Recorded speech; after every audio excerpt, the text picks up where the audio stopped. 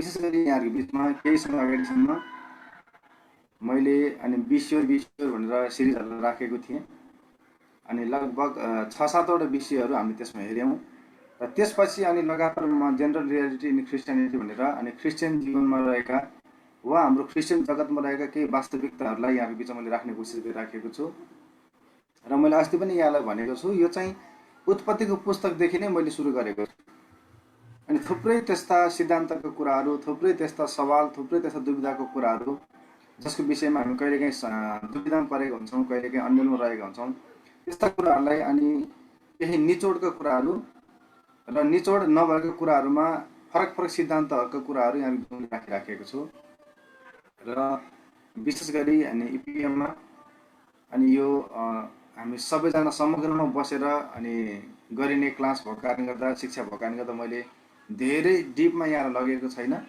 अनि धेरै प्रमाणका कुराहरू अनि कुन कुरा कुन व्यक्तिले सुरु गरे कहिलेदेखि सुरु गर्यो अनि यसको सुरुवाती प्रभावहरू कस्तो भयो बिस्तारै यो कसरी फैलिँदै गयो भन्ने कुराहरू मैले यहाँ त्यति विस्तारमा राखेको छैन तर पनि अनि यहाँलाई अनि जानकारी नै नभएको भन्दा पछि कुनै दिनमा कुनै ट्रेनिङमा पुग्नु भइसकेपछि अनि त्यहाँबाट एक प्रकारको अनि सिद्धान्त जब यहाँले सुन्नुहुन्छ अनि यो चाहिँ झुटो शिक्षा हो भनेर यहाँहरूको मनमा त्यस प्रकारको एउटा शङ्का आउनुभन्दा अगाडि नै अनि सिद्धान्तहरू कति प्रकारका छन् भनेर यहाँहरू छुट्याउन सक्षम हुनुभएको होस् भनेर मैले यहाँहरूको बिचमा अनि यो सिद्धान्तले राखिराखेको छु अनि यो रियालिटी कुराले राखिराखेको छु र फेरि पनि म यहाँ अनुरोध गर्छु जुन कुराहरू हामी छलफल गर्दैछौँ र यो चाहिँ हाम्रो छलफल हो र यहाँहरूलाई हामीले इपिएमद्वारा अलिकति बाटो देखाउने काम मात्र गरिराखेका छौँ यसको अलावा यहाँहरूको व्यक्तिगत अध्ययन हुनैपर्छ र यहाँ अनुरोध गर्छु अहिले विभिन्न तरिका सिद्धान्तहरू भएको कारणले गर्दा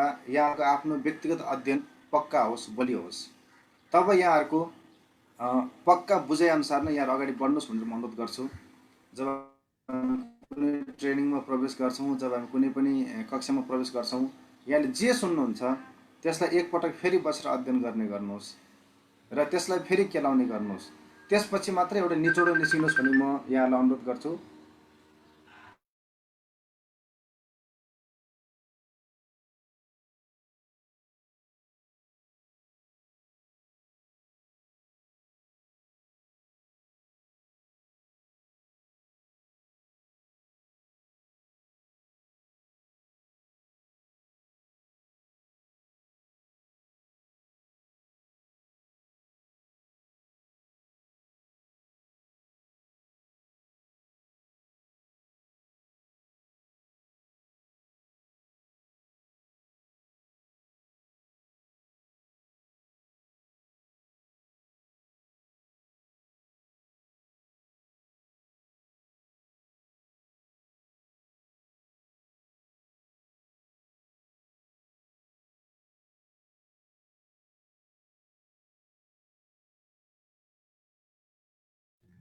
हामी एकछिन धैर्य गरौँ उहाँको वाइफाई अलि इन्टरप्ट भएको छ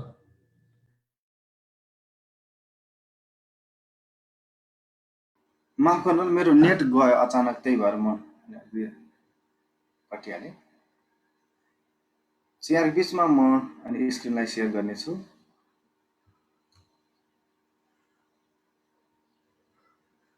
देख्नु भएको छ यहाँहरूले स्क्रिनलाई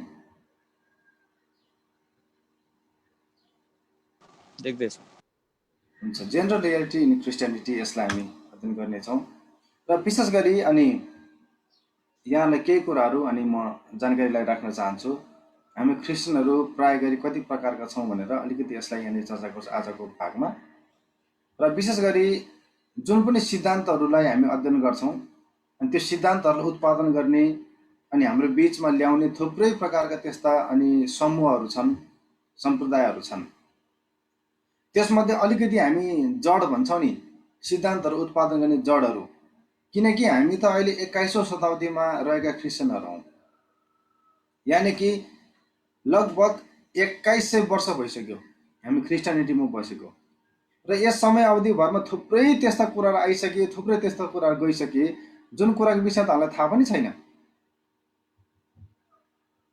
आजभन्दा धेरै वर्ष अगाडिदेखि नै यानि कि पहिलो शताब्दीदेखि नै बाइबलका सिद्धान्तहरू लिएर विवादहरू नभएको होइन।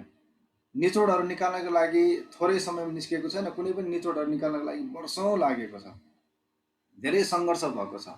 त्यसपछि कुनै पनि विषयमा निचोड आएको छ, त्यही पनि निचोडमा सबैजना आउन सकेका छैनन्। एउटा समूहले यही हो भनेर अड्केर बसेका छन्, अर्को समूह चाहिँ यो हो भनेर निचोडमा निकालेका छन्, अर्को खालको समूहले यो पनि होइन त्यो पनि होइन तर अर्को भनेर अर्को सिद्धान्तहरू निकालेका छन्। अनि यसकारण यस्ता प्रकारको थुप्रै कुराहरूमा अनि हामीले पनि छलफल गर्नुपर्ने खाँचो छ, ताकि हाम्रो विश्वास चाहिँ स्थिर हुन सकोस् होइन। मैले यहाँलाई अघि पनि भने, जुन कुराहरू हामी यहाँ अध्ययन गर्छौँ सिक्छौँ त्यसलाई यहाँले एकदम दृढताको साथमा लिएर त्यसलाई आफैले पनि अध्ययन गरिदिनुहोस्। त्यसो भयो भने यहाँले पनि अलिकति बुझ्न सहायता हुन्छ। र होइन भने अनि हामी एक थरीको सिद्धान्त मात्र लिएर अगाडि बढिराखेका हुन्छौँ अनि अर्को थरीको सिद्धान्तलाई कता कता हामी बिर्सी पठाइसकेका हुन सक्छौँ। र विशेष गरी अनि इसाईमा अनि डिस्पेन्सेसनलिस्ट भन्छौँ, अनि फन्डामेन्टलिस्ट, अनि इभान्जेलिकल्स अनि प्रोटेस्टेन्ट भनेर हामी चारवटा समूहलाई मुख्य जडको रूपमा अनि यसमा व्याख्या गर्न सक्छौँ। यो चारवटा समूहमा चाहिँ अनि अनेक प्रकारका सिद्धान्तहरू निस्किएका थिए र छन् पनि, जुन कुरा आज हाम्रो बिचमा अनि हामी प्रचलनमा राखिराखेका छौँ। हेर्नुहोस्, कुनै पनि कुरा जुन कुरालाई अनि बाइबलमा लेखिएको छ अनि त्यसको विषयमा पनि थुप्रै सिद्धान्तहरू बनेका छन्, अनि कुनै पनि कुरा जुन बाइबलमा लेखिएको छैन त्यसमा पनि थुप्रै सिद्धान्तहरू बनेका छन्। अनि यो डिस्पेन्सेसन भन्ने जुन सिद्धान्तलाई बनाउने व्यक्तिहरू छन्, मान्ने व्यक्तिहरू छन्, यसले चाहिँ परमेश्वरले सबै कुरा विभिन्न भागमा विभाजन गर्नुभएको छ अनि हामीले त्यसरी नै बुझ्नुपर्छ। अनि बाइबललाई चाहिँ अनि हामीले सरल बुझेर मात्र हुँदैन, परमेश्वरको दृष्टिकोणमा गएर बुझ्नुपर्छ भन्ने प्रकारको मान्यता उहाँले राख्नुहुन्छ। अनि फन्डामेन्टलिस्टहरूले चाहिँ फेरि के भन्छन् भने उनीहरूको मान्यता भनेको बाइबल नै सबै कुराभन्दा आधारभूत जग हो, अनि बाइबलभन्दा बाहिर गएर अनि अन्य कुराहरूलाई हामीले हेर्नु हुँदैन भनेर अनि त्यसमा जोड दिन्छन्।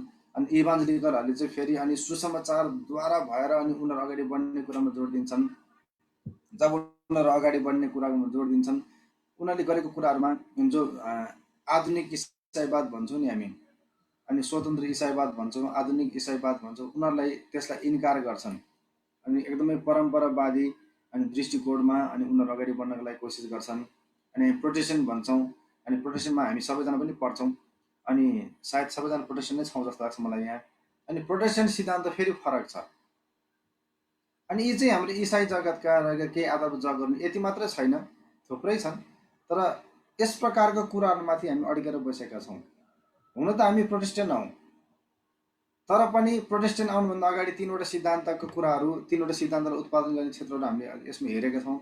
र प्रोटेस्टेन्टभित्र पनि मैले यहाँलाई पहिलेदेखि भनिराखेको छु, हामीले सुनिराखेका छौँ, थुप्रै सम्प्रदायहरू छन् प्रोटेस्टेन्टभित्र पनि, अनि यसमा पनि थुप्रै प्रकारका सिद्धान्तहरू छन्। यसकारण आजको भागमा यहाँलाई मैले अलिकति जग मात्र बसाल्न खोजेको, आजको भागमा हामी सबभन्दा पहिलो सिद्धान्तलाई हेर्नेछौँ। अनि हामी लगभग उत्पत्तिको पुस्तक अध्याय 6मा नै छौँ अहिलेसम्म पनि।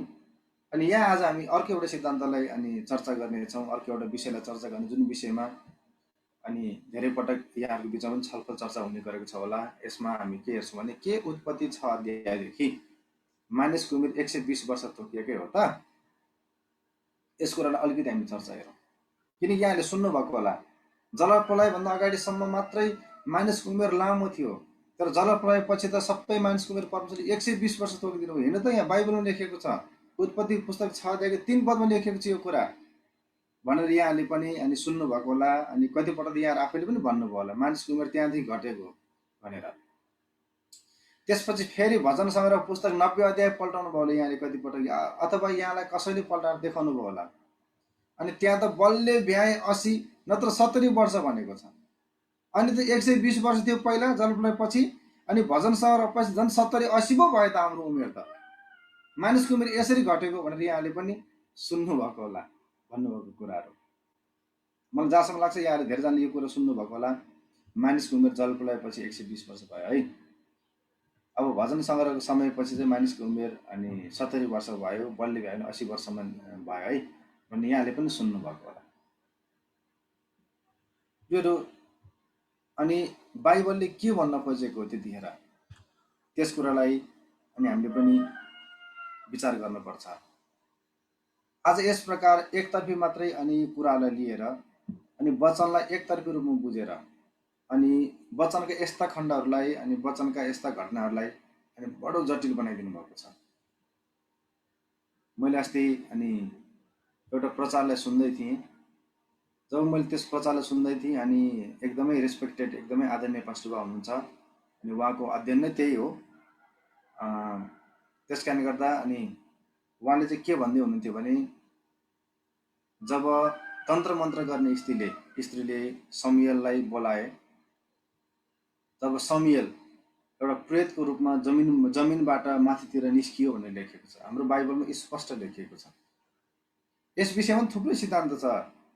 अब जहाँसम्म लाग्छ अब हाम्रो अध्ययन त्यहाँसम्म, हाम्रो सिरिजहरू त्यहाँसम्म पुग्दैन। त्योभन्दा अगाडि थुप्रै विषयहरू छन् अध्ययन गर्नुपर्छ। त्यस कारण अलिकति म कोट्याउँदैछु। अनि उहाँले भन्दै हुनुहुन्थ्यो त्यो समुएल हुँदै होइन। समुएल मरेको मान्छे त्यस जमिनबाट कसरी निस्किन सक्छ? सम्भवै छैन। त्यसकारण जमिनबाट निस्केको समुएल हुँदै होइन भनेर अनि उहाँले भन्दै हुनुहुन्थ्यो। अनि केही भन्नुहुन्छ कि त्यसपछि अरू भनेर सुनेको, तर उहाँले त्यतिमै अनि छोडिदिनु भयो। प्रियहरू, तर हामी राम्रोसँग बुझ्नुपर्छ। बाइबलमा त्यहाँनिर पदहरूलाई पढ्नुभयो भने स्पष्ट समुएल र साउलको बिचमा दोहोरो कुराकानी भएको छ। स्पष्ट रूपमा समुएलले मर्नुभन्दा अगाडि जे कुरा साउललाई भनेको थियो त्यही कुरा समुएलले फेरि पनि त्यहाँ दोहोऱ्याएका छन्, होइन र? स्पष्ट समुएल नै जमिनबाट माथि निस्केको घटना त्यहाँ लेखिराखेको छ। र त्यस घटनाले त्यति मात्र होइन, तन्त्र मन्त्र गर्नेहरूसँग कस्तो शक्ति थियो त्यतिखेर, होइन? कसरी उनीहरूले मरेको व्यक्तिहरूमाथि अधिकार चलाइराखेको थियो, पातालमाथि कसरी उनीहरूको अधिकार थियो भन्ने कुरो त्यहाँनिर उनीहरूले दर्शाउन खोजिराखेको छ। वास्तवमा जब हामी नयाँ करारमा प्रकाशको पुस्तकमा आउँछौँ, प्रभु येशूले भन्नुभयो एउटा शब्दले त्यस वचनलाई अझै जोड दिएको छ। किनकि प्रभु येशू जब मृत्युबाट पौडी उठ्नुभयो, उहाँले प्रकाशको पुस्तक 1 अध्यायमा भन्नुभएको छ, हेर म मरेको थिएँ, अब म जीवित भएको छु, मृत्यु र पातालका चाबीहरू मसँग छन् भन्नुभएको छ उहाँले। किनकि त्योभन्दा अगाडिसम्म मृत्यु र पातालको चाबी प्रभु येशूसँग थिएन। जब आदमले फल खाइसकेपछि मानिस जातिको पुरै अधिकारहरू त्यहाँनिर अनि शैतानले आफ्नो हातमा लिएको कुरा हामी देख्दछौँ। संसारमाथिको कब्जा उसले जमाएको कुरा हामी त्यहाँ देख्दछौँ बाइबलमा थुप्रै पदहरूमा। र येशू ख्रीष्ट आफैले पनि यस संसारको शासक आउँदैछ भनेर लुसिफरको विषयमा भन्नुभएको छ, शैतानको विषयमा भन्नुभएको छ। तर त्यसको ममाथि कुनै पनि अधिकार छैन। यस संसारको शासक येशू ख्रीष्टले पनि बारम्बार यस कुरा दोहोऱ्याउनु भएको छ। यसकारण यसमा कुनै दुविधा नै मान्नु पर्दैन, हामीले यसमा कुनै शङ्कै गर्नु पर्दैन। अनि त्यहाँ आउने चाहिँ समुएल नै थियो। तर पनि यस विषयमा पनि दुई प्रकारको सिद्धान्त छन्। एउटा समुएल नै थियो भनेर भन्नुहुन्छ, अर्को समुएलले होइन समुएल थिएन, त्यो चाहिँ प्रेत निस्केको हो भनेर भन्नुहुन्छ। तर समुएल नै हो भन्ने व्यक्तिहरूको अलिक जोड बढी छ। किनकि त्यहाँ समुएलले गरेको दोहोरो कुराकानी प्रष्ट रूपमा हामी त्यहाँ सुन्न पाउँछौँ। समुएलले साउलसँग जे कुरा पहिल्यै भनेको थियो त्यो कुरालाई पनि प्रष्ट रूपमा दोहोऱ्याएको कारणले गर्दा अनि धेरैवटा त्यहाँ बाइबल प्रमाणहरू छन् जसले गर्दा त्यहाँ समुएल हो भन्ने कुरा हामी पक्का गरी भन्न सक्छौँ। त्यहाँनिर यसमा कुनै प्रकार सिद्धान्तमा अल्झिरहनै पर्दैन हामी, होइन? र यस्ता थुप्रै प्रकारको कुराहरू छन् जसलाई चाहिँ हामी आफैले जटिल बनाइदिएका छौँ। मैले यहाँ अघि नै भने जसलाई हामी आफैले जटिल बनाइदिएका छौँ। आजकल धेरै प्रकारको अध्ययनहरूले, धेरै प्रकारको सिद्धान्तहरूले एउटा सरल कुरालाई पनि जटिल बनाइदिएका छन्। र यसमा कसको महत्त्वपूर्ण भूमिका रह्यो भने यस्तै प्रकारको सिद्धान्त बनाउने समूहहरूको महत्त्वपूर्ण भूमिका रह्यो। डिस्पेन्सेसन मान्नेहरू, अनि फन्डामेन्टल मान्नेहरू, इभान्जेलिकलहरू, त्यसै गरी प्रोटेस्टेन्टमा पनि रहेका अनेक प्रकारका सम्प्रदायहरू, तिनीहरूको कारणले अनेक प्रकारको जडहरू बने। यहाँनिर अलिकति हामी अगाडि बढौँ। के उत्पत्ति 6 अध्यायदेखि मानिसको उमेर 120 वर्ष तोकिएकै हो त? अब यस विषयमा हो भन्नेहरू पनि छन्, होइन भन्नेहरू पनि छन्। दुवै प्रकारको समूहका क्रिस्चियनहरू छन्। अनि 120 वर्ष मानिसको उमेर तोकिएको हो भन्ने समूहले पनि बाइबलबाट थुप्रै कुरा खेलाउनु भएको छ। थुप्रै बाइबलको अन्य सपोर्टिभ पदहरू हाल्नु भएको छ। भजन सङ्ग्रह 90 को 10 पद पनि यसैमा उहाँले जोड्नुहुन्छ, यी यसरी नै हो, पक्का हो। अनि होइन भन्नेले पनि बाइबलको थुप्रै पदहरू खेलाउनु भएको छ, थुप्रै घटनालाई खेलाउनु भएको छ। यो आधारले होइन, भन्नुभएको छ। अनि हामी चाहिँ त्यही भएर हामी इसाईहरू चाहिँ के गरेछौँ भने किनकि हाम्रो आफ्नो अध्ययनले त यो उत्पादन गरेको होइन, हाम्रो आफ्नो अध्ययनले त यो बुझेको होइन, त्यस कारण हामी दुई प्रकारमा बाँडिएका छौँ। हो भन्ने समूहमा एउटा बाँडिएका छन्, होइन भन्ने समूहमा अर्को बाँडिएका छन्। अनि कतिपटक एउटै चर्चमा अनि हामी सङ्घीय अगुवाहरू हौँ, दुईजनामा समस्या देखा पर्छ। एउटाले चाहिँ हो भन्नुहुन्छ, अर्कोले होइन भन्नुहुन्छ। अनि किन एउटा व्यक्तिले हो भनिदिनुहुन्छ किनकि उहाँले मनमा चाहिँ यो कुरो पक्का हो भनेर ठान्नु भइसक्यो कि त, यही नै हो भनेर उहाँको मनलाई उहाँले बुझाउनु भइसक्यो, उहाँको भित्र उहाँले त्यसलाई सेट गर्नु भइसक्यो। अब त्यो होबाट उहाँ चाहिँ दायाँमा कहीँ पनि जान चाहनुहुन्न। अनि अर्को सँगै सेवा गर्ने अगुवा हो, तर अर्को अगुवाले के भन्नुहुन्छ, होइन हुँदै होइन, किनकि उहाँले मनमा चाहिँ होइन भनेर राख्नु भइसक्यो। अब उहाँ त्यहाँबाट डेक चल्न चाहनुहुन्न, होइन कि होइन। यहाँलाई फेरि पनि म एकपटक अनुरोध गर्छु, कतिपय विषयमा बाइबलको कतिपय विषयमा चाहिँ अनि यहाँहरू यही नै हो भनेर रहनुको सट्टा अलिकति अध्ययन गरेर यहाँहरूको विचारलाई फराकिलो बनाउनु पर्ने आवश्यकता छ। अनि यो हुँदै होइन भन्नुको सट्टा अलिकति यहाँहरूको विचार गरेर अध्ययन गरेर यहाँहरूको विचार अलिकति फराकिलो बनाउनु पर्ने आवश्यकता पर्छ है। हामी इसाई जगतमा छौँ, बाइबल एक रहस्यमय पुस्तक हो, हामी रहस्यमय परमेश्वरको आराधना गर्छौँ, उहाँलाई पछि राखेका छौँ। यसकारण कयौँ त्यस्ता कुराहरू छन् जुन कुरा बिस्तार समयको अन्तरालपछि परमेश्वरले प्रकट गरिदिनुहुन्छ, जुन कुराहरू चाहिँ धेरै अध्ययन गरेपछि मात्रै हामी बुझ्न सक्छौँ। फेरि पनि एकपटक यहाँलाई म यस कुरालाई देखाउँछु। हामी दुईवटा कुराहरू हामी त्यसमा हेर्नेछौँ। के मानिसको उमेर 120 वर्षले तोकिएको हो त भन्ने कुरामा हामी बिल्कुल होइन भन्ने पक्षमा हामी दुईवटा कारणलाई हेरौँ। हो भन्ने पक्ष छन्, मैले त्यसलाई छोडिदिएँ। अब बिल्कुल होइन भन्ने पक्षमा दुईवटा कारण हामी हेर्नेछौँ। नम्बर 1, 3 पदले त्यसो भनेको हुँदै होइन। यो बाइबल उल्थाको समस्या परेको। दोस्रो कारण, जलप्रलय पछिको मानिसको उमेर जब हामी हेर्दछौँ थुप्रैजना 120 वर्षभन्दा बढी बाँचेका छन्।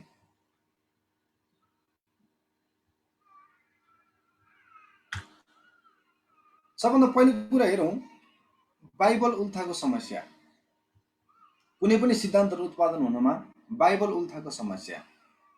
यहाँलाई फेरि पनि मैले एकपटक जोड दिएँ, जब एकपटक बाइबलमा कुनै कुरा लेखिएको छ अनि त्यसभन्दा विपरीत व्याख्या कहिले पनि हामी गर्न सक्दैनौँ। अझै भन्नुपर्दा पवित्र आत्माले मलाई यो वचन यसरी प्रकट गर्नुभयो भनेर जब विपरीत व्याख्या हुन्छ भने त्यहाँ हामीले त्यसलाई स्वीकार गर्न मिल्दैन। किनकि पवित्र आत्माले कुनै पनि वचनलाई आफ्नो तरिकाले व्याख्या गर्नुहुन्न। बाइबलमा जे लेखेको छ त्यसलाई नै उहाँले व्याख्या गर्ने हो। पवित्र आत्माको काम त्यही नै हो र प्रभु येशूले चेलाहरूसँग यूहन्ना सुसमाचारमा त्यही नै भन्नुभएको छ पवित्र आत्माको काम जिम्मेवारीको विषयमा। यहाँनिर हामी 3 पदलाई अलिकति चर्चा गरौँ। यहाँहरूसँग बाइबल छ होला, यहाँले बाइबल एकचोटि पल्टाइदिनुहोस्। अनि यसमा टिबिएस अनुवाद पनि त्यति राम्रो छैन अनि सरल नेपाली बाइबल पनि त्यति राम्रो छैन। त्यसकारण हामीले चलाउने गरेको हाम्रो सुधारिएको बाइबल, संशोधित बाइबल सोसाइटीको बाइबल नै हामी यस समयमा पल्टाउँ, त्यो नै राम्रो हुन्छ। किनकि सरल नेपाली बाइबल अनि टिबिएसमा पनि अनि मैले यो राम्रो भेटाइनँ, अलिकति पदलाई राम्रोसित दिएको। अनि म यहाँ 3 पदलाई पढिदिन्छु।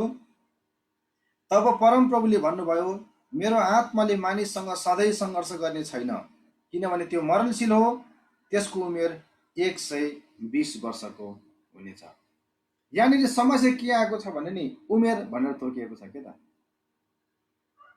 अब त्यसको बाँच्ने दिन 120 वर्षको हुनेछ भन्दा अब अलिकति हामीलाई दृष्टिकोण फरक हुन्थ्यो होला। तर अब त्यसको उमेर 120 वर्षको हुनेछ भन्ने कारणले गर्दा उमेर भन्ने बित्तिकै त 120 वर्ष फिक्स भयो भन्ने दृष्टिकोण हामी पुगेका जस्तो लाग्छ मलाई। हामी नभनौँ, हामीभन्दा अगाडि थुप्रैजना पुग्नु भएको, हामीले त्यसलाई पछ्याएको मात्रै हो होइन। हाम्रो आफ्नो अध्ययनले त त्यो हामीले बुझेको त होइन।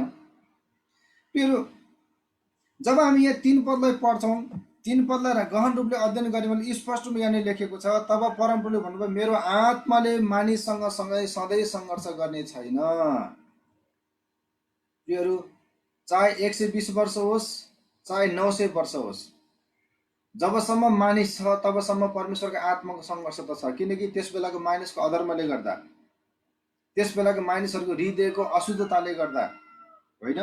यहाँनिर स्पष्ट लेखेको छ, अनि 5 पदमा हामीले 6 पदमा पढ्यौँ भने किन परमेश्वरले त्यस प्रकार निर्णय लिनुभयो भन्ने कुरो स्पष्ट लेखेको छ 5 र 6 पदमा। यसकारण मानिसको 120 वर्ष होस् वा 900 वर्ष होस्, त्यो परमेश्वरको आत्माको सङ्घर्षको समय रह्यो। त्यसकारण परमेश्वरले अब परमेश्वरको आत्माले अब मानिससँग सङ्घर्ष नगरे भनेर निर्णय लिनुभएको। यहाँ उमेरको कुरा आएको छैन, यहाँ दिनको कुरा आएको छ। कति दिन मैले अब सहने, कति दिन मेरो आत्माले सङ्घर्ष गर्ने। तब परमेश्वरले भन्नुभयो 120 वर्ष, यानि कि 120 वर्षको हामी दिन भनेर भन्न सक्छौँ यहाँनिर।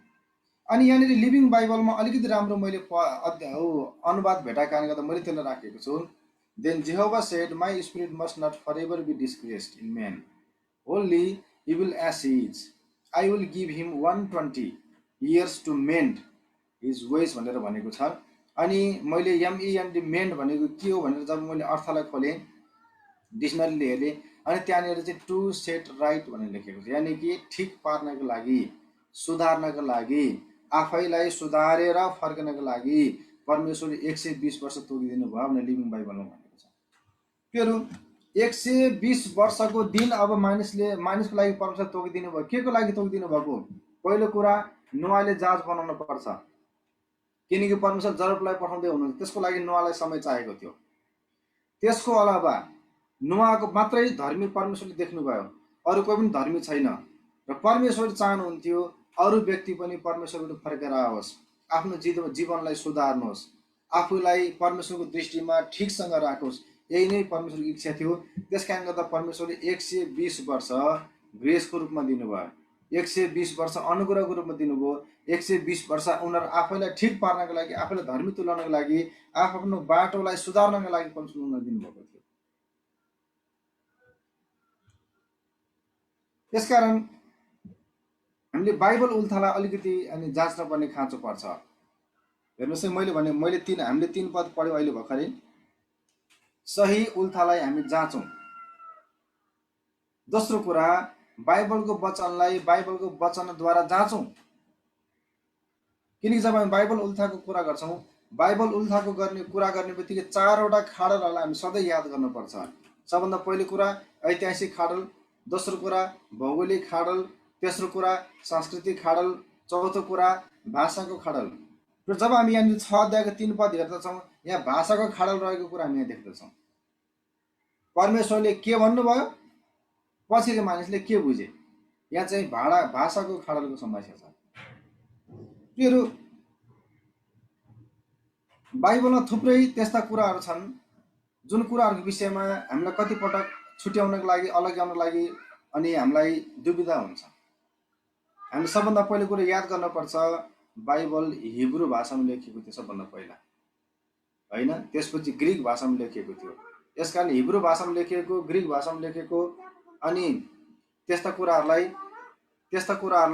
अनि हामीले ध्यान दिनुपर्ने हुन्छ। त्योहरू एकछिन फेरि पनि हामी यसलाई ख्याल गरौँ। जुन नाम, जुन शब्द हाम्रो बाइबलमा लेखिएको छ, अनुवाद गर्नेहरूले लेखेका हुनुपर्छ, तर ओरिजिनल रूपमा त्यही शब्द थियो भनेर कतिपय कुराहरू भन्न नसक्ने अवस्था छ। जस्तै हामी उदाहरण लागि अरारात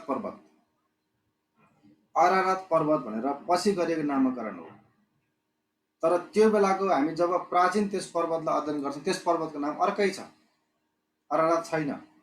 पछि बाइबल अनुवाद गर्ने बेलामा त्यसलाई अरारात पर्वतको रूपमा ल्याइएको हो। त्यो फेरि पनि मैले यहाँलाई जोड दिन खोजेको कुरा के भने, बाइबलको मूल सिद्धान्तलाई हामीले दायाँ बायाँ गर्नुभन्दा अगाडि हामीले एकपटक बुझ्नुपर्छ यस बाइबललाई कसरी उल्था गरिएको थियो। त्यो महत्त्वपूर्ण कुरा हो। के यसमा यो नाम फेरिएको थियो वा यसमा कुनै प्रकारको खाडल छ, जुन खाडलको हामीले अहिले अध्ययन, जुन खाडलको विषयमा हामीले अहिले बुझ्नुपर्छ। अनि यहाँनिर फेरि पनि मैले 6 को 3 पदलाई मैले यहाँको बिचमा भने, यहाँनिर भाषागत खाडल छ। र अर्को कुरा, यहाँनिर ऐतिहासिक खाडल छ, किनकि यो इतिहासमा घटेको घटना हो। जलप्रलय भन्दा अगाडि घटिसकेको घटना हो। जलप्रलय भन्दा अगाडि परमेश्वरले बोल्नु भएको शब्द हो, होइन? त्यस बेलाको मानिसहरूको अवस्था के थियो, किन परमेश्वरले अब मेरो आत्माले सधैँ सङ्घर्ष गर्ने छैन भनेर उहाँले भन्नुभयो, किन परमेश्वरले पहिलोपटक मानव जातिलाई बनाउनु भएकोमा अफसोस गर्नुभयो भन्ने कुरा हामी ध्यान दिनुपर्छ। फेरि पनि यहाँनिर मैले 5 पद र 6 पदलाई अनि एकचोटि जोड दिएँ। एउटा परमेश्वर मानिसहरूलाई बनाउनु भएकोमा अफसोसी हुनु भइसकेको थियो। उहाँ सबै मानिसलाई नाश गर्न चाहनुहुन्थ्यो, तर एउटा नोआको लागि उहाँले धर्मी पाउनुभयो। यसकारण नोआलाई उहाँले बचाउने निर्णय गर्नुभयो। हामी अगाडि पछाडि पढ्छौँ। अनि परमेश्वरले सबै मानिसहरूको लागि अब 120 वर्षको अनि दिन तोकिदिनु भयो नाश गर्नको लागि। र हामी अलिकति यसलाई अझै बुझ्नको लागि जलप्रलय पछिको मानिसको उमेरलाई बुझ्नुपर्ने खाँचो पर्छ। यसलाई बुझ्नको लागि तलको समय रेखालाई हामी अलिकति अनि अध्ययन गरौँ। अनि माफ गर्नुहोला, मैले अलिकति समय रेखालाई अङ्ग्रेजीमा नै राखेको छु, तर पनि यहाँलाई अलिकति म बुझ्ने प्रयास गर्नेछु। हेरौँ त को कति वर्ष बाँचे। के परमेश्वरले 120 वर्ष नै उमेर तोकिदिनु भएको हो त मानिसको जलप्रलय पछि? के जलप्रलय पछिका मानिसहरू 120 वर्ष नै बाँचे? यो यहाँलाई जानकारी छ, जलप्रलय पछि मात्र होइन, लगभग 5-10 वर्षभित्रको अवधिमा पनि यहाँले पनि सुन्नुभएको होला 120 वर्षभन्दा बढी बाँचेको मानिसहरू पृथ्वीमै थिए, हाम्रै वरिपरि थिए, अन्य देशहरूमा। त्यसकारण जलप्रलय पछिको मात्रै कुरा नगरौँ, 21औं शताब्दीको पनि हामी कुरा गर्न सक्छौँ। 120 वर्षभन्दा बढी मानिस बाँचेका छन्। त्यसो भए कसरी 120 वर्ष मानिसको उमेर तोकिएको हुन्छ त? यहाँनिर पढौँ, म यहाँलाई चिन्ह लगाउँदै देखाउँदै गर्छु कसरी मानिस 120 वर्षभन्दा बढी बाँचेका थिए। हेर्नुहोस् त, जलप्रलय नोआको समयमा आएको हो। यो नोआको समय हो र यो फ्लड भनेर देख्नुभयो यहाँनिर चिन्ह। यो जलप्रलय भएको समय हो। लगभग 1600 र 1700 को बीचमा जलप्रलय भएको छ। यो घटना घटेको छ। त्यसपछि जलप्रलय पछि नोआ आफै पनि 120 वर्षभन्दा बढी बाँचेका छन्। यहाँहरूलाई यो राम्रोसँग थाहा छ। यहाँ हाम्रो बाइबलमा स्पष्ट लेखेको छ, उत्पत्ति पुस्तक 9 अध्यायको 28 पदमा नोआ 350 वर्ष बाँचे जलप्रलय पछि। उत्पत्ति 9 अध्यायको 28 पद, जलप्रलय पछि नोआ 350 वर्ष बाँचे। त्यसपछि नोआका 3 जना छोराहरू थिए, सेम, हाम, याफेत। अनि त्यसपछि सेम कति वर्ष बाँचे? हेर्नुहोस् त, सेम 600 वर्ष बाँचे भनेर लेखेको छ। त्यसपछि अपरछेद 438 वर्ष बाँचेका छन्। त्यसपछि सेला 433 वर्ष बाँचेका छन्। त्यसपछि एबेर 464 वर्ष बाँचेका छन्। त्यसपछि पेलेग 239 वर्ष बाँचेका छन्। त्यसपछि रेउ 239 हैन, त्यसपछि 230। त्यसपछि नाहोर 148 वर्ष बाँचेका छन्। त्यसपछि तेरा 205 वर्ष बाँचेका छन्। त्यसपछि अनि नाहोर अनि 172 वर्ष बाँचेका छन्। अब्राम 175 वर्ष बाँचेका छन्। सारा 127 वर्ष बाँचेका छन्। इसाक 180 वर्ष बाँचेका छन्। याकुब 170 वर्ष बाँचेका छन्। यो अचम्मको कुरो, यो सबै कुरा हाम्रो बाइबलमा लेखेर राखिएको छ। तर पनि परमेश्वरले मानिसको उमेर 120 वर्ष तोकिदिनु भयो भनेर कतिपटक अनि जोड मात्र भइराखेको छ। थुप्रै यहाँनिर लगभग 8-10 जना व्यक्तिहरूको नाम हामीले हेऱ्यौँ। यी 8-10 जना व्यक्तिहरू सबैजना बाँचेको उमेर बाइबलमा स्पष्ट लेखिराखेको छ र उनीहरू चाहिँ 120 वर्षभन्दा बढी बाँचेका छन्। यसकारण यहाँको मनमा कुनै प्रकारको शङ्का नहोस्। परमेश्वरले त्यो पद उत्पत्ति 6 अध्यायको 3 पद मानिसको उमेर तोक्नको लागि प्रयोग गर्नुभएको होइन, त्यस बेलाको जलप्रलयको उमेर तोक्न, जलप्रलयको समय तोक्नको लागि प्रयोग गर्नुभएको।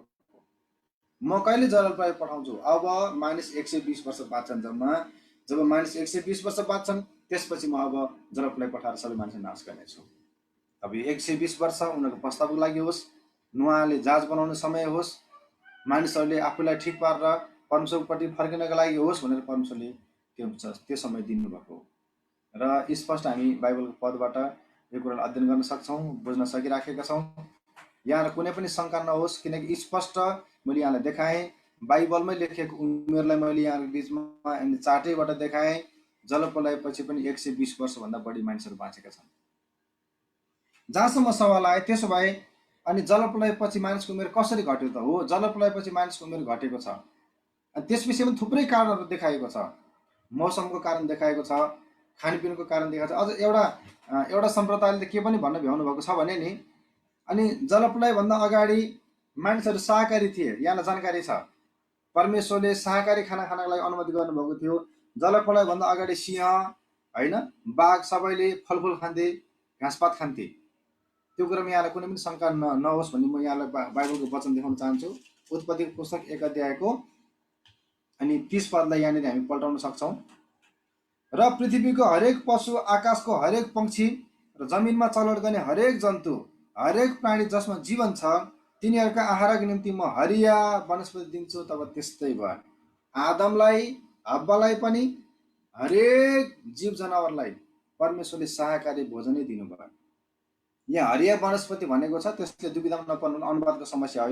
यो चाहिँ भेजिटेरियन हो अनि हरिया वनस्पति हो। यो शाकाहारी खाना भन्न खोजेको। हेर्नुहोस् त, त्यतिखेर बिचरा सिंह, बिचरा बाघ होइन, घाँसपात खाएर बस्नु परेको छ।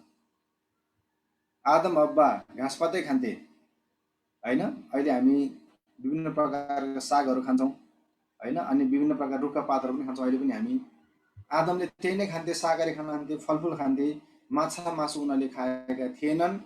यदि उनीहरूले माछा मासु खाएका भए फेरि उत्पत्तिको पुस्तक 9 अध्यायमा आएर परमेश्वरले अब चाहिँ हरिया वनस्पति खाएको जस्तै मांसाहारी खाना खाऊ भन्नुपर्ने आवश्यकता पर्दैन थियो। उत्पत्ति 9 अध्यायमा हामी एकपल्ट फेरि पल्टाउँ। उत्पत्ति 9 अध्यायमा अनि 3 पद म यहाँहरूको बिचमा पढिदिन्छु। उत्पत्ति 9 अध्यायको 3 पद। यहाँ परमेश्वरले भन्नुभएको छ, जीवित जीवात सबै तिमीहरूका निम्ति आहारा हुनेछन्। मैले हरिया वनस्पति तिमीहरूलाई दिए चाहिँ सबै थोकमा तिमीहरूलाई दिन्छु भनेर लेखेको छ। अनि यस विषयमा नि केही फरक विचारहरू नभएको होइन, फरक सिद्धान्त नभएको होइन। कतिजनाको विचार के छ भने, जब आदम र हव्वाले पाप गरे त्यसपछि तुरुन्तै अनि जनावरहरू चाहिँ हिंस्रक भयो, मांसाहारी भयो र आदम र हव्वाले पनि मासु खाए भन्ने झुन्डा पनि सम्म पनि नभएको चाहिँ होइन। हुन त अब यो त्यति महत्त्वपूर्ण कुरा होइन है, तर पनि कहिलेकाहीँ यसले मण्डली विवाद ल्याउँछ। त्यही भएर मात्रै मैले यहाँहरूको चाहिँ यस्तो कुरा राख्दैछु आज। सुन्नुहोस् है, कस्तो प्रकारको सिद्धान्त र भनाइ छ भने, आदम र हव्वाले पाप गरिसकेपछि अनि त्यहाँ जनावर मारिएको छ होइन, जनावरको छालाको कपडा उनीहरूले लगाएका छन्, त्यसकारण आदम र हव्वाले मासु खान थाले भनेर लेखेको छ, सरी भन्ने गरिन्छ। अनि यहाँले भिडियोहरू हेर्नुभएको होला, अनि सुसमाचारको लागि प्रयोग गर्ने भिडियोहरूमा पनि यस्तो प्रकारको सिनहरू हालेको मैले देखेको छु।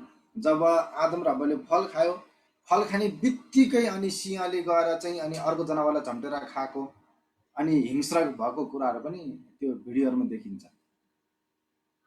वास्तवमा अनि बाइबलले त्यसरी नै भनेको छैन। आदम र हव्वाले फल खाने बित्तिकै त्यसरी अनि हिंस्रक भयो जनावरहरू, मानिसले माछा मासु खान थाले भनेर लेखेको छैन। मान्छे तुरुन्त मांसाहारी बनाउनु लेखेको छैन, स्पष्ट। अनि यहाँ 9 अध्यायमा हामी हेर्दछौँ, परमेश्वरले अब आएर बल्ल आज्ञा दिँदै हुनुहुन्छ, जसरी तिमीहरूको लागि मैले शाकाहारी भोजन दिएँ, अब तिमीहरूको लागि म मांसाहारी भोजन दिँदैछु। जीवित जीवात सबै तिमीहरूको निम्ति आहारा हुनेछन्। मैले हरिया वनस्पति तिमीहरूलाई दिए चाहिँ सब थोकमा तिमीहरूलाई अब दिँदैछु भनेर परमेश्वर भन्दै हुनुहुन्छ। प्रिय, जलप्रलयको समयपछि लगभग 150 दिनपछि जब बल्ल पानी सुकेको छ, बल्ल अब नोहा अनि नोहासँग भएको सबै जीव जनावरहरू अब जहाजबाट बाहिर निस्किने दिन आएको छ। विशेष गरी नोहालाई परमेश्वरले आज्ञा दिँदै हुनुहुन्छ, अब भर्खर जलप्रलयबाट बाहिर निस्केको छ, अब के खाने? यसको लागि त अब फेरि त्यहाँ अन्न उत्पादन गर्न पर्यो, रोप्न पर्यो, यसको लागि समय लाग्छ। सायद जहाजमा भएको खानेकुरा पनि सिद्धिएको हुनुपर्छ त्यत्रो समयसम्म बस्ने बेलामा। त्यसकारण अब अप्सन केही रहेन मान्छेको खानाको लागि। त्यसकारण परमेश्वरले स्पष्ट आज्ञा दिनुभएको छ, तिमीहरूले अब मांसाहारी खाना खान सक्छौ। अगाडि तिमीले शाकाहारी खाना खानको लागि दिएको आज्ञा जस्तै अब तिमीले मांसाहारी खाना खाऊ भनेर परमेश्वरले आज्ञा दिनुभएको छ। बस एउटै मात्र आज्ञा उहाँले दिनुभयो, अनि जीवन दिने रगत चाहिँ नखानु, रगत समेत नखानु, किनकि त्यसमा चाहिँ जीवन हुन्छ भनेर परमेश्वरले भन्नुभएको छ। त्यसकारण गर्दा त्यो दिनदेखि बल्ल मानिसहरूले मांसाहारी खाना खान थालेको हुन्, र त्यो दिनदेखि बल्ल जनावरहरूको लागि पनि मांसाहारी खानाको सायद अनुमति भएको हुनुपर्छ भन्ने हाम्रो बुझाइ हो। फेरि अर्को समस्या कुरो यहाँनिर आएको छ, अनि रगतमा जीवन हुन्छ, रगत नखानु भन्ने सन्दर्भमा। अनि अहिले पनि हामी विश्वासीहरू रगत खाँदैनौँ सकेसम्म, होइन, सकेसम्म रगत चाहिँ खाने कोसिस गर्दैनौँ हामी पनि अहिले। अनि यहाँनिर परमेश्वरले भन्नुभएको कुरा रगत चाहिँ नखानु, किनकि रगतमा जीवन छ भन्ने कुरा कतिपटक अनि यसलाई पनि अनि कतिपटक गलत अर्थमा हामी लिएर बसेको हुँदैछौँ कि त। त्यो हाम्रो जीवन रगतमा हुन्छ, पक्का कुरा हो। कसरी हाम्रो जीवन रगतमा छ, किनकि रगतले नै हाम्रो शरीरलाई जीवित राखिराखेको छ। यहाँलाई सानो उदाहरण दिन्छु म। अहिले उदाहरणलाई यहाँहरूसँग सियो छ भने सियोले यहाँ अम्लाको टुप्पम एकचोटि च्वास्स घोदिनुहोस्, यहाँबाट रगत निस्किन्छ। सियोले यहाँ कानको टुप्पोमा च्वास्स घोदिनुहोस्, यहाँबाट पनि रगत नै निस्किन्छ। हाम्रो शरीरको कुनै यस्तो भाग छैन जहाँ रगत नहोस्। अझै भन्नुपर्दा हाम्रो शरीरको कुनै पनि भागमा यदि रगत सञ्चार भएन भने त्यो भाग जीवित रहन सक्दैन, त्यो भाग तुरुन्तै मर्छ। यदि तपाईँको यहाँनिर अम्ला कट्यो, यहाँनिर तपाईँको रगत बग्ने नसा नै कट्यो भने तपाईँको यो अम्ला अब कालो भएर जान्छ। त्यो अम्ला तपाईँको अब काटेर फाल्नुपर्ने हुन्छ। किन रगतमा जीवन हुन्छ भनेको रगतले नै हामीलाई जीवन दिइराखेको छ के त। यसलाई हामीले स्पष्ट बुझ्नुपर्छ। र अझै पनि अर्को शब्दमा भन्नुपर्दा हामी बेला बेला रक्तदान कार्यक्रम गर्छौँ, अनि त्यहाँ ब्यानर यहाँले हेर्नुभएको होला, रक्तदान जीवनदान भनेर लेखेको छ। किनकि कुनै पनि व्यक्तिलाई रगतले जीवन दिइराखेको छ नि त। फेरि बुझ्नु होला, रगतमा प्राण दिने क्षमता छ, रगतमा जीवन दिने क्षमता छ। त्यसकारण रगतमा जीवन छ भन्ने वचन यहाँनिर आएको छ। तर रगत नै हाम्रो प्राण होइन, रगत नै जीवन होइन। यसलाई फरकले बुझ्नु होला। फेरि एकचोटि भनिदिउँ, रगतमा जीवन दिने क्षमता छ, रगतको कारणले नै हामी जीवित छौँ। तर रगत नै प्राण होइन, रगत नै जीवन चाहिँ होइन। वास्तविक जीवन त हामी हौँ, वास्तविक जीवन त ममा छ। तर मेरो यस शरीरलाई रगतले जीवित बनाइराखेको छ। यसले फरक बुझ्नुभयो होला भन्ने मलाई लागिराखेको छ। यस विषयमा अनेक भनाइहरू भएको कारणले मैले अलिकति स्पष्ट पार्ने कोसिस गर्दैछु। हुन्छ, हामी यस वचनलाई अलिकति अब अगाडि बढौँ। मलाई जहाँसम्म लाग्छ यहाँहरू यस विषयमा अब दुविधामा रहनु भएन होला। मानिसको उमेर 120 वर्ष तोकिएको कुरा, यो चाहिँ जलप्रलय पछिको मानिसको उमेर तोकिएको नभएर जलप्रलयको समयको लागि तोकिएको समय हो भनेर मैले यहाँ बिचमा राखेँ। र अझै अर्को कुरा, यहाँनिर अर्को पद पनि छ, भजन सङ्ग्रह 90 अध्यायको 10 पद। त्यहाँ हेर्नुहोस् एकचोटि, यहाँले त्यहाँ पनि हेर्नुभयो भने, अनि त्यहाँ कसरी लेखेको छ वचन भने मानिसको आयुको विषयमा त्यहाँ पनि अलिकति चर्चा गरिएको छ।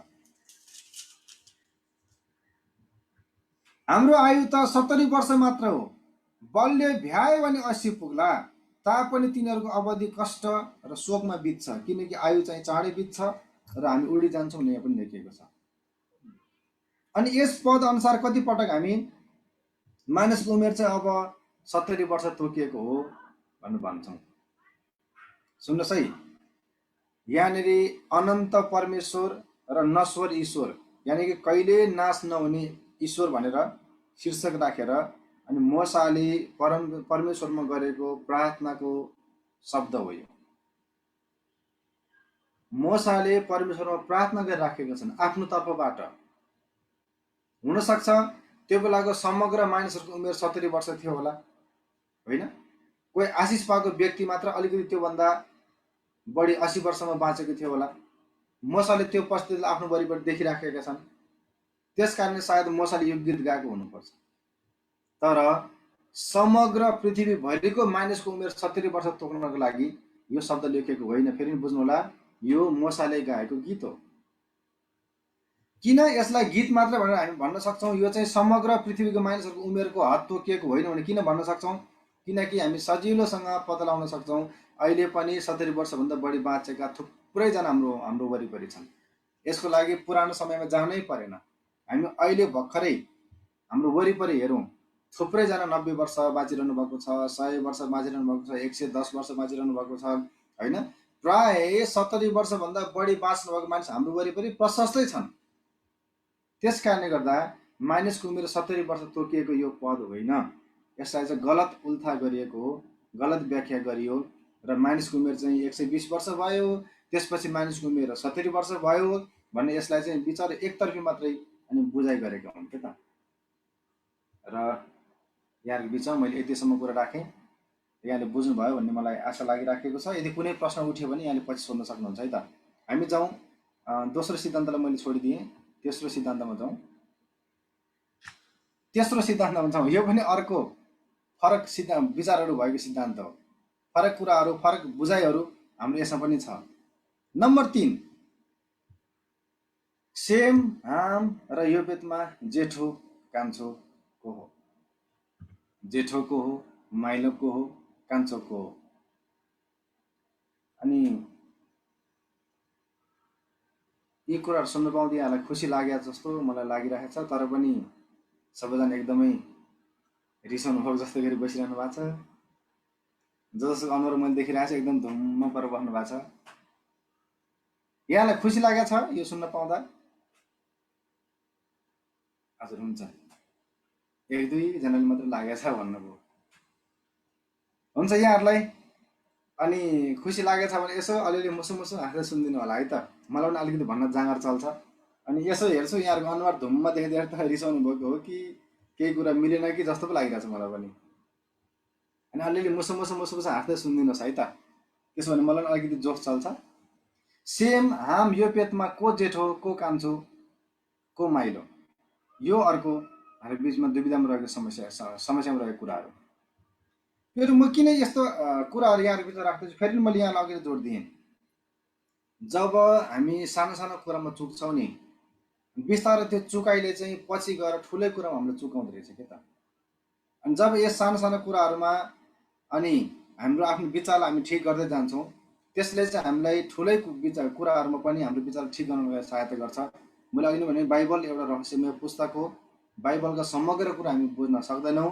बाइबललाई उल्था गर्ने व्यक्तिहरूले पनि समग्र कुरालाई बुझ्न सकेको हुँदैनन्, किनकि जब बाइबल उल्था गरिन्छ, बाइबल उल्था गर्ने बेलामा सम्प्रदायले त्यसमा असर पारेकै हुन्छ। अनि कुन प्रकारको जगबाट उहाँ बनेर आउनुभयो, त्यस प्रकारको जग उहाँ बनेको कुराले त्यसलाई असर पारेको हुन्छ। स्वतन्त्रताको साथमा 100% स्वतन्त्र भएर कसैले पनि बाइबल उल्था गर्न सक्दैनन्। यो हाम्रो मानवीय कमजोरी हो। पवित्र आत्मा बाहेक कसैले पनि बाइबलको कुनै पनि पदलाई सही रूपले उल्था गर्न सक्दैनन्। हामी चुक्छौँ। त्यसकारणले गर्दा हामी चुक्ने यस्ता क्षेत्रहरूलाई म चर्चा गर्दछु जसले तपाईँलाई पछि अनि गहन विषयहरूमा स्थिर हुनको लागि, मजबुत हुनको लागि सहायता गर्नेछ। हामी कसरी चुक्दो रहेछौँ भन्ने कुरा मैले यहाँहरू बिचमा राख्दैछु है। नम्बर 2 हामी हेर्दैछौँ सेम हाम र यो पेटमा को जेठो को माइलो को कान्छो। अनि एक प्रकारको सिद्धान्त पनि छ, त्यसले के भन्छन्, उनीहरू चाहिँ तिमील्या थिए भनेर भन्छन्। तिमील्या भनेको तिनजना एकैपल्ट जन्मिएको भन्न खोजेको नि। यहाँले बुझ्नु भएको छ यो शब्दलाई। त्यस्तो प्रकारको पनि भन्ने भनाइ नभएको होइन, किनकि बाइबलमा त्यसरी चाहिँ धेरै पटक त्यो पदहरू जब हामी पढ्छौँ, पदहरूलाई अध्ययन गर्ने बेला यस प्रकारको भावना ल्याइदिन्छ कि त उनीहरू चाहिँ तिमील्या नै हो। कहिले सेम जेठो, कहिले योपेत जेठो होइन, अनि कहिले चाहिँ सेम हाम योपेतको नाम सँगै नै आएको छ, फेरि कहिले हाम माइलो देखाएको छ, कहिले हामलाई कान्छो भनिएको छ, कहिले योपेतलाई जेठो देखाएको छ, कहिले फेरि सेमलाई जेठो देखाएको छ। यस कारण गर्दा अनि बाइबलमा स्पष्ट एउटा पद के लेखेको छ भने, अनि नोआले आफ्नो 500 वर्षको उमेरमा सेम हाम योपेतलाई जन्मायो भनेर झन् स्पष्ट एउटै पदमा लेखेको छ। त्यसो भएपछि तिनजना नै तिमील्या हो भन्ने भनाइ छ के त। तर वास्तवमा तिनजना तिमील्या चाहिँ होइन। सेम हाम योपेत तिमील्या होइन, उनीहरू फरक फरक समयमा जन्मेका व्यक्ति हुन्। यसकारण तिमील्याको सिद्धान्तलाई हामी स्वीकार गर्दैनौँ।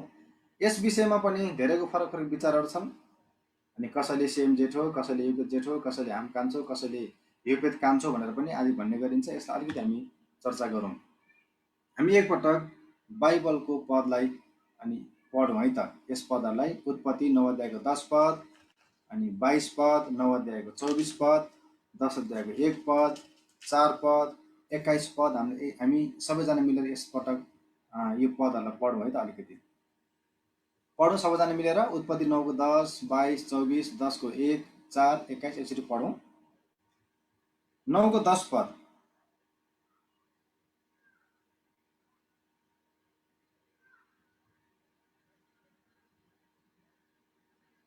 सरी 18 पद लेख्नु पनि 10 पद पो लेखेको छु मैले। 9 को 18 ल यो उत्पत्ति 9 को 18 पद, यहाँनिर 18 लेख्नुपर्छ, मैले 10 लेखेको छु।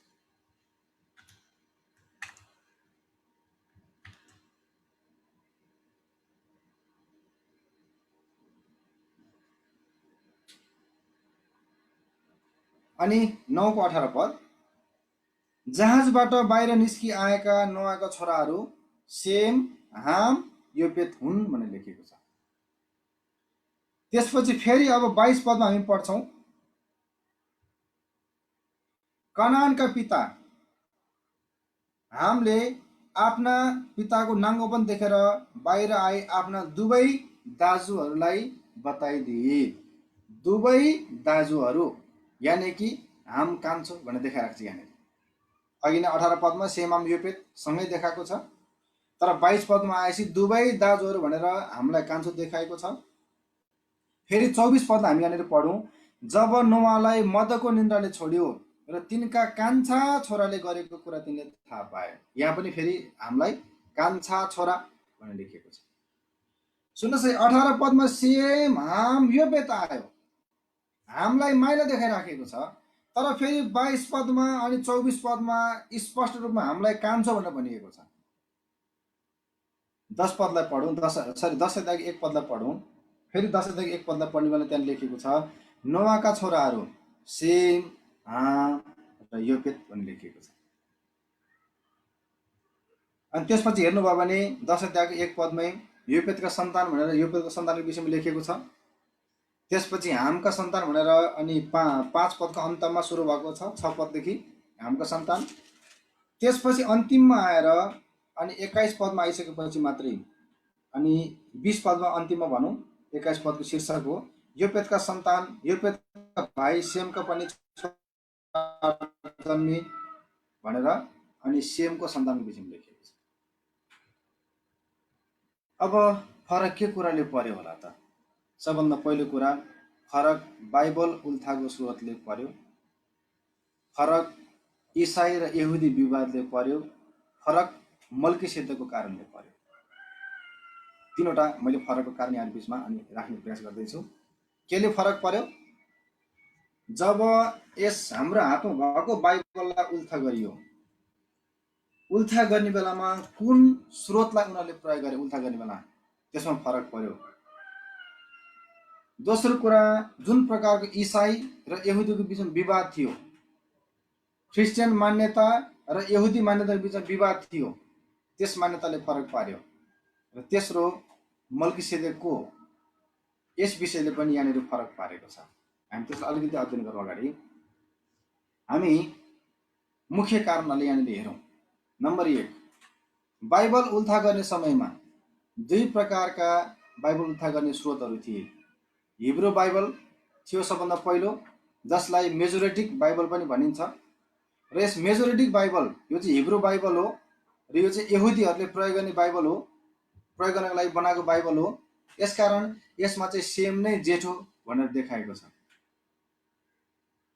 र ग्रिक बाइबल, जसलाई चाहिँ सेप्टुअजिन्ट बाइबल भनेर भनिन्छ, यो चाहिँ गैर यहुदीहरूको लागि तयार पारेको बाइबल थियो, ग्रिकहरूको लागि तयार गरेको बाइबल थियो। अझ गैर यहुदी भन्दा राम्रो, किनकि अरू पनि थुप्रै जातिहरू छन् त्यतिखेर। गैर यहुदीहरूको लागि तयार गरेको बाइबलमा चाहिँ योपेतलाई जेठो देखाएको छ। हेर्नुहोस् त,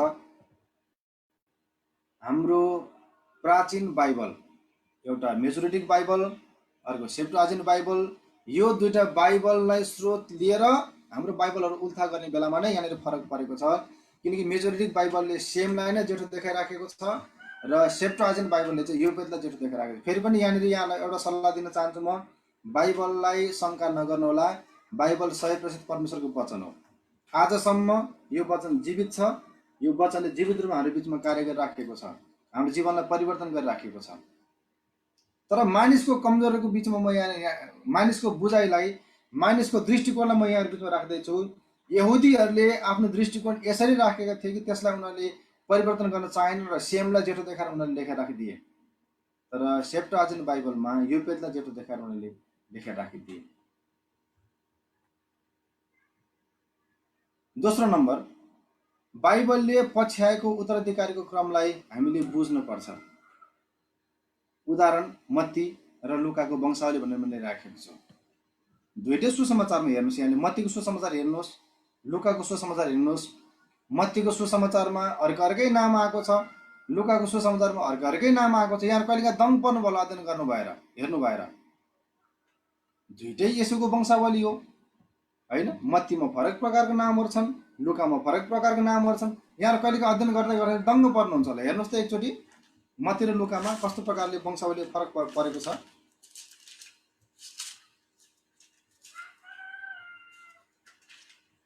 मत्तीको 1 अध्यायदेखि यहाँले हेर्नुभयो भने अनि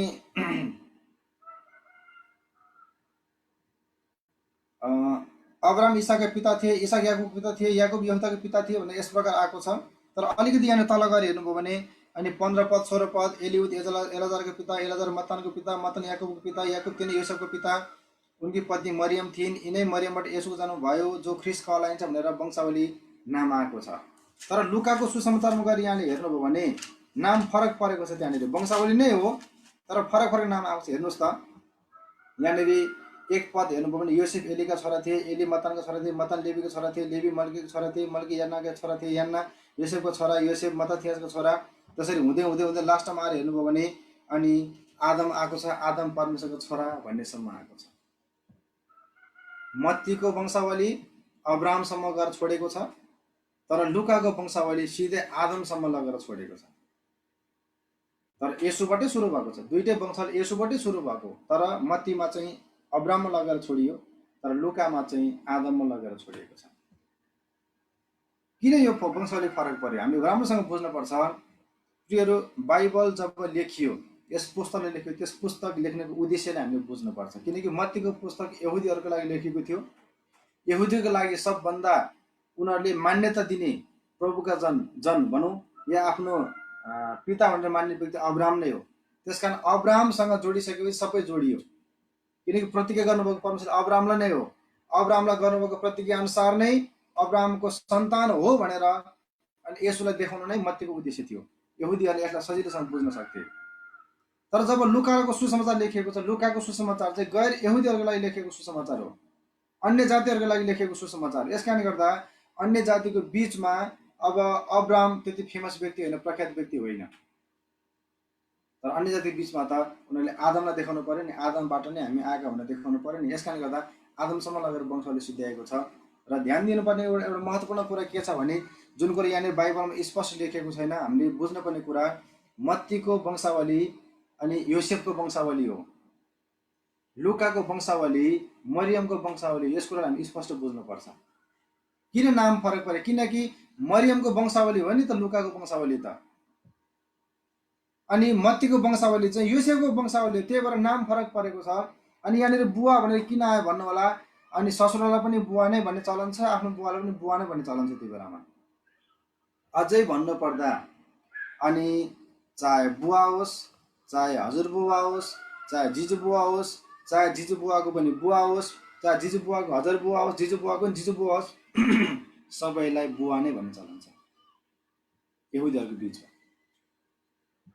अनि हामी मात्रै बुवा, हजुरबुवा, जिजुबुवा भन्छौँ, नाति पनाति होइन, खनाति जनाति भन्छौँ, जेठो माइलो साइलो काइलो ठाइलो अन्तरे जन्तरे लखन्तरे पानी मन्तरे त्यसपछि कान्छो भन्छौँ। हाम्रो चाहिँ त्यस्तो प्रकारको हिसाब किताब छ। तर उनीहरूको त्यस्तो हिसाब छैन। उनीहरूको चाहिँ छोरो भनेपछि छोरो, बुवा भनेपछि बुवा होइन, पहिलो छोरो दोस्रो छोरो तेस्रो छोरो भन्ने चलन छ। तर जेठो माइलो साइलो काइलो ठाइलो अन्तरे जन्तरे पानी मन्तरे लखन्तरे पानी मन्तरे भन्ने त्यसरी भन्ने चलन उनीहरूको चाहिँ छैन। त्यस कारणले गर्दा पनि कतिपय अनुवादको कुराहरूमा फरक परेका छन्, अर्थको कुरामा फरक परेको छ। यस कारणले गर्दा हामी यतापट्टि जाउँ, फेरि विषयमा प्रवेश गरौँ। म छिटै सकिहाल्छु। तेस्रो कुरा, हिब्रूको पुस्तकमा मल्कीसेदेकलाई येशूसँग तुलना गरिएको कारणले त्यसलाई धमिल्याउन वा त्यसको विरोधमा यहुदीहरूले इतिहासमा पहिलो पटक मल्कीसेदेकलाई सेमसँग तुलना गरेका छन्, तुलना गरेका थिए। यहाँले कता कता सुन्नुभएको होला मल्कीसेदेक भनेको मल्कीसेदेक भनेको सेम हो भन्ने सुन्नुभएको होला। अनि हामी चाहिँ दुई प्रकारको विचार, दुवै प्रकारको विचार लिइराखेको छौँ। मल्कीसेदेक भनेको सेम पनि हो अनि मल्कीसेदेक भनेको येशू पनि हो भनेर भन्ने गरेर कता कता हाम्रो आफ्नै बुझाइ नै बाजिराखेको छ दुईटा। के त कसरी सेम येशू हुनसक्छ? सेम भनेको फरक व्यक्ति, येशू भनेको फरक व्यक्ति हो, मल्कीसेदेक फेरि एउटै व्यक्ति हो, मल्कीसेदेक दुईटै व्यक्ति होइन। यस कारणले गर्दाखेरि पनि हाम्रो विचारहरू फरक भइराखेको छ। मैले अघि नै भने मेजोरिटिक बाइबलले किन सेमलाई जेठो देखायो? किनकि उनीहरूको विचार अनुसार इसाईहरूले जब हिब्रूको पुस्तक लेखे, हिब्रूको पुस्तकमा मल्कीसेदेकलाई येशूसँग तुलना गरियो। तर यहुदीहरूले त येशूलाई मान्दैन थिए। येशूलाई परमेश्वरको पुत्र मान्न तयार थिएन उनीहरू। येशूलाई मसिया उद्धारकर्ता मान्नको लागि उनीहरू तयार थिएन। परमेश्वरले नै पठाउनु भएको व्यक्ति भनेर येशूलाई मान्नको लागि तयार थिएन। तर हिब्रूको पुस्तक जब लेखियो त्यहाँ त स्पष्ट मल्किसेदेक भनेको येशू भनेर लेखियो नि त। मल्किसेदेकलाई यहुदीहरूले बडो आदर गर्थे, बडो उच्च स्थानमा राखेका थिए।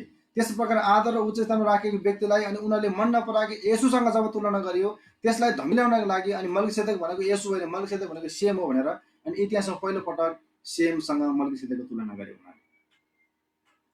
त्यस कारणले गर्दाखेरि पनि अनि यी कुराहरू फरक पर्यो। हेर्नुहोस् त, यहुदी मान्यताले गर्दा अनि ती कुराहरू फरक परिराखेका छन्। यहुदीहरूको विचारले गर्दा कयौँ कुराहरू हाम्रो लागि फरक परिराखेका छन्। त्यसकारण हामीले यी कुराहरूलाई बुझौँ। सेम, हाम, योपेत किन अगाडि पछाडि भयो?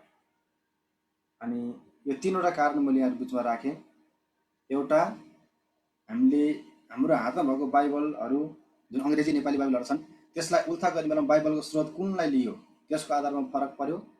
दोस्रो, बाइबलमा जो वंशावली हामीले पढ्यौँ सेम, हाम, योपेत, अनि यो सेम, हाम, योपेत चाहिँ जन्मको आधारमा नभएर जसरी मत्ती र लुकाको वंशावली कुनै कारणले तलमाथि पारिएको थियो, त्यसै गरी नै सेम, हाम, योपेत चाहिँ जन्मको आधारमा नभएर उनीहरूले पाउने उत्तराधिकारको आधारमा तलमाथि पारिएको छ। त्यस कारणले गर्दा अनि हामी तलमाथि भएको यहाँनिर देख्दछौँ। अनि अब जेठो, माइलो र कान्छोको क्रमलाई हामी हेरौँ। सबभन्दा पहिला उत्पत्ति 5:32 हामी एकचोटि पढौँ। नोआको उमेर 500 वर्षको हुँदा तिनले सेम, हाम र योपेतको जन्माए भनेर लेखेको छ। नोआको उमेर 500 वर्षको हुँदा तिनले सेम, हाम, योपेतको जन्माए। उत्पत्तिको पुस्तक 5:32। तब हामी फेरि यहाँनिर वचनलाई पढौँ। उनीहरू तिमीलाई थिएनन्, यो कुरा पक्का हुनुहोस्। अर्को, नोआ 502 वर्षको हुँदा सेमलाई उनले जन्माए। यो कुरा उत्पत्तिको पुस्तक 11:10मा स्पष्ट लेखेको छ। नोआको उमेर 502 वर्षको हुँदा उनले सेमलाई जन्माएका थिए। किनकि त्यहाँ स्पष्ट लेखेको छ उत्पत्ति पुस्तक 11:10 जल प्रलयको 2 वर्षपछि। हेर्नुहोस् त, यहाँनिर पदलाई हामी राखेर पढौँ। 11:10 सेमको वृत्तान्त यही हो। जल प्रलयको 2 वर्षपछि 100 वर्षको उमेरमा सेमले अपरछेदलाई जन्माए।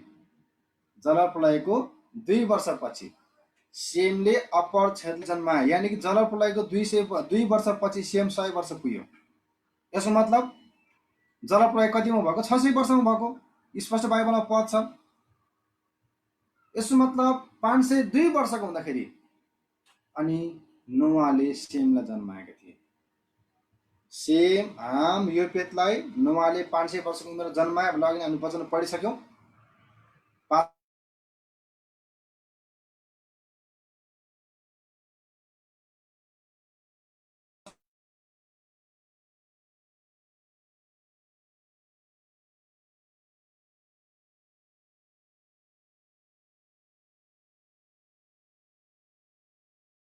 पछि बल्ल सेम जन्मेका छन्। र हामको विषयमा यहाँ दुविधा हुनै पर्दैन। अनि 9:24 अघि नै हामीले पढिसक्यौँ। स्पष्ट त्यहाँनिर कान्छो छोरो भनेर लेखेको छ, यङ्गेस्ट सन भनेर स्पष्ट लेखेको छ। त्यस कारण गर्दा हामी दुविधामा पर्नै पर्दैन। सेम जन्मको आधारमा नभई उत्तराधिकारको आधारमा अगाडि भएको देखिन्छ। अरू पनि यसका उदाहरणहरू छन्। हाबिल, सेम, अब्राहम, इसाक, याकुब, जोसेफ, पेरेज, राहेल, हैन, सिमरी। अनि त्यसको अलावा हामी इसाईहरू पनि हामी चाहिँ जन्मको आधारमा होइन, हामीले पाउने उत्तराधिकारको आधारमा, हैन, परमेश्वरको बोलावट वा अनुग्रहको आधारमा अनि परमेश्वरको इच्छाको आधारमा हामी चाहिँ अनि अगाडि गन्तीमा आएका छौँ। थुप्रै घटना बाइबलमा यहाँले अघि पनि मैले वंशावली कुराहरू हेरेँ। अनि यहाँले हाबिललाई हेर्नुभयो भने परमेश्वरले कैनलाई इन्कार गर्नुभयो, हाबिललाई चुन्नुभयो भने लेखेको छ, हैन। परमेश्वरले इस्माइललाई इन्कार गर्नुभयो, इसाकलाई चुन्नुभयो भने लेखेको छ। परमेश्वरले एसाउलाई इन्कार गर्नुभयो, याकुबलाई चुन्नुभयो भने लेखेको छ। यस प्रकार हामी हेर्छौँ भने जन्मको आधारमा छैन क्या त। कैयौँ घटनाहरूमा जन्मको आधारमा अगाडि नाम आएको छैन। त्यस कारणले उनीहरूको चाहिँ उत्तराधिकारको आधारमा उनीहरूको नाम आएको छ। त्यस कारण सेम उत्तराधिकारी बन्यो, किनकि सेमको वंशमा नै अब्राहम आएको, सेमको वंशमा नै येशू जन्मिनु भएको। त्यस कारणले गर्दा सेमको नाम सधैँ अगाडि आएको छ। त्यसपछि जब हामी हेर्छौँ हाम कान्छो, तर हामबाट नै कनान देशहरूको सुरुवात भयो र कनान देश इजरायलीहरूको लागि परमेश्वर दिनुभयो र त्यो नै इजरायलीहरूको उत्तराधिकारीको देश थियो। त्यस कारण गर्दा हाम चाहिँ सधैँ दोस्रोमा आएको छ। त्यसपछि योपेत बल्ल तेस्रोमा पुगेको छ। योपेत कान्छो होइन जन्मको आधारमा, तर उत्तराधिकारको क्षेत्रमा योपेत चाहिँ कान्छो भएको, त्यस कारणले गर्दा तेस्रोमा उसको नाम आएको छ। र यस प्रकार मैले अलिकति यहाँ यो एक दुईवटा कुरा राखेको, त्यसपछि मैले सिद्ध्याएँ 160 एडीमा, ईस्वी सम्मत 160मा, अनि Seder Olam implies the Shem is the oldest and greatest since is equated with मल्किसेदेक।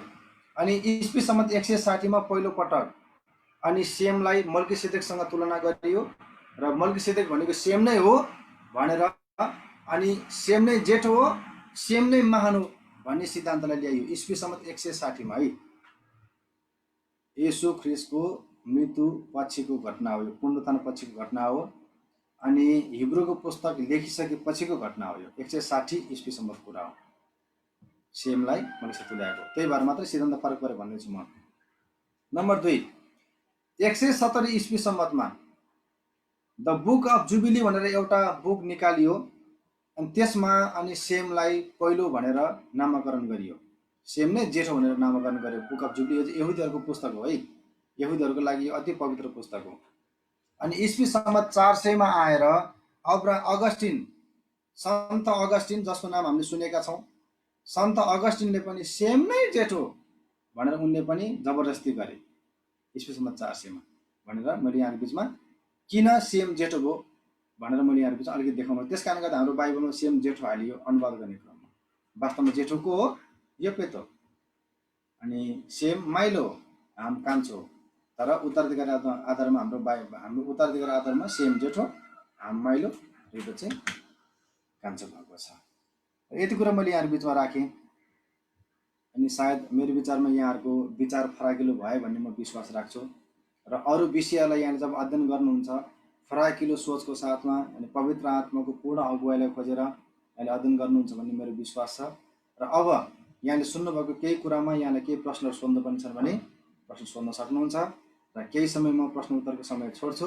साथै अनि यो समय फेरि पनि हाम्रो सञ्चालकज्यूलाई म सुम्पछु, हाम्रो आदरणीय बेनी सर, मैले फेरि पनि यो समय उहाँलाई सुम्पेँ। र सबैजनालाई जय मसीह, जय मसीह।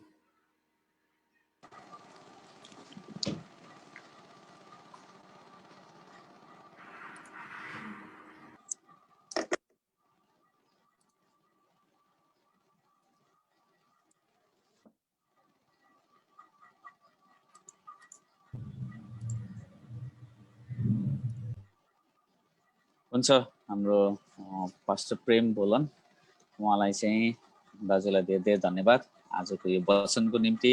अनि जेनरल रियालिटी इन क्रिस्चियन, एकैछिन मेरो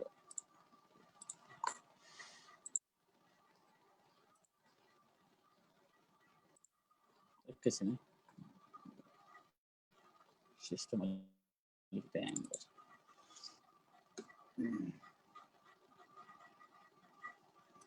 हजुर, ल ल हुन्छ, धेरै धेरै धन्यवाद।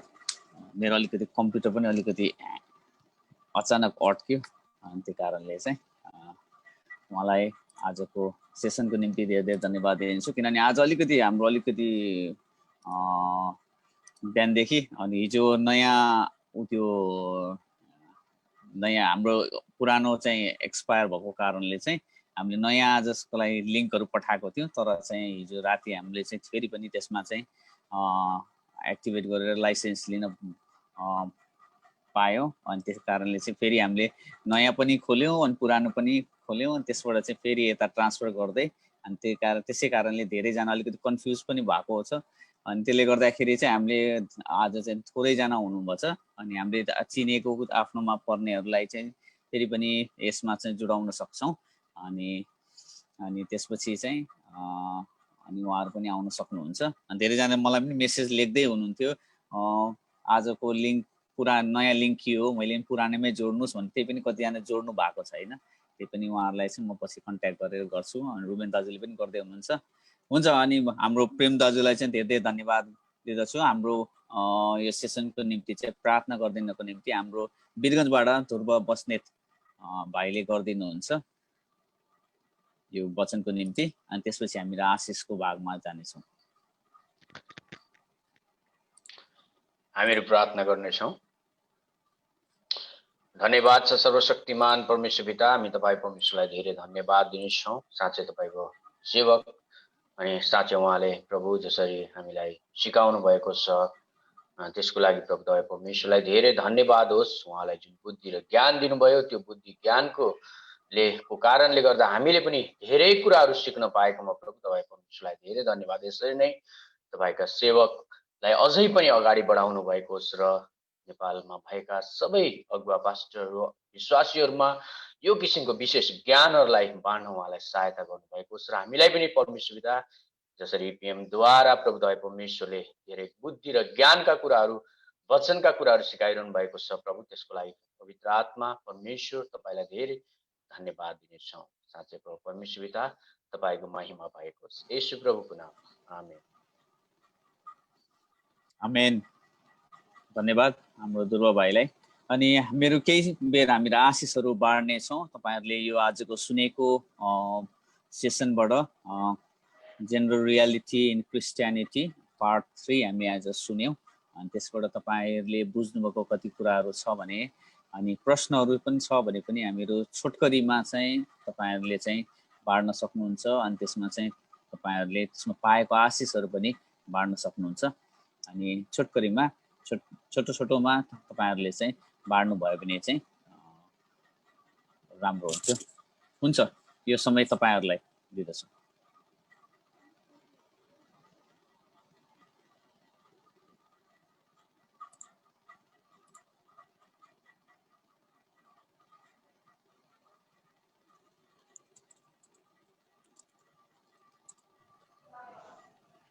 सबैलाई जय मसीह। जय मसीह बहिनी।